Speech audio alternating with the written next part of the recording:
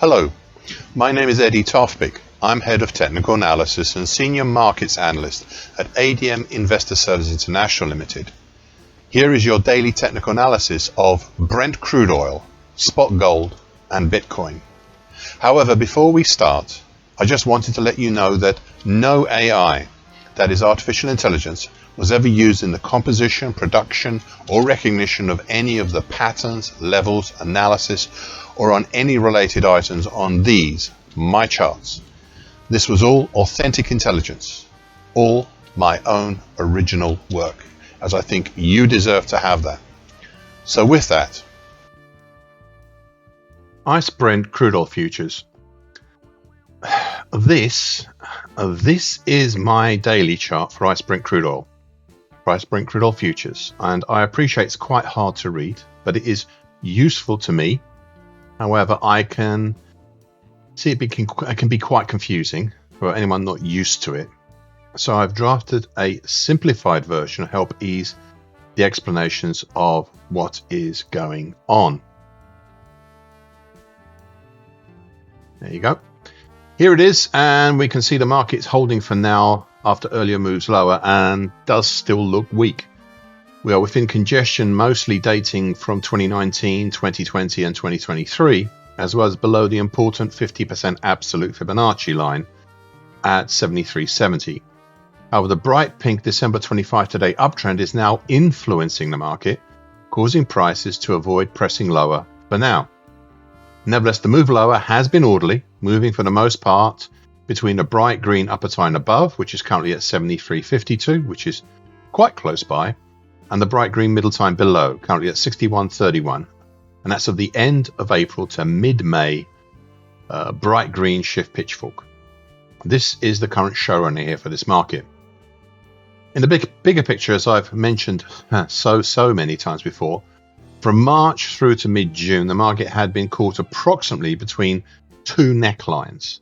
The overhead dark blue neckline of the July to November 23 head and shoulders top was one, it's currently 118.22, and the other was the bright green neckline below, but still closer, of the September to November 2024 head and shoulders top, currently 88.52.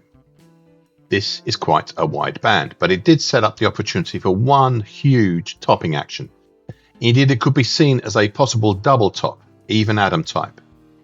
The break below the bright red neckline late 4 weeks ago was the trigger for this pattern and subsequent move lower.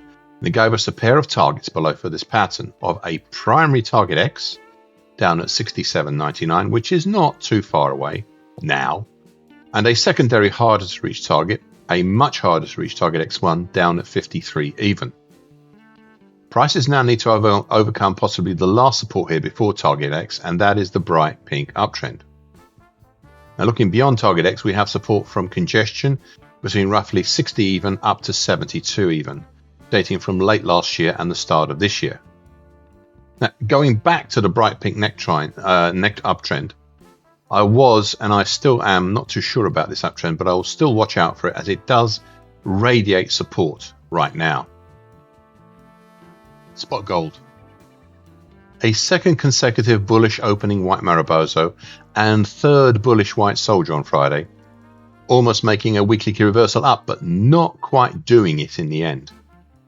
Prices also closed back up for a second consecutive time over the old March low at 41.05, though I'm not too sure this is that significant right now.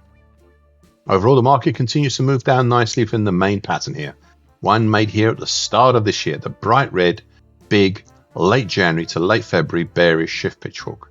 The market still hugging the bright red declining middle time. It's currently at 40.89.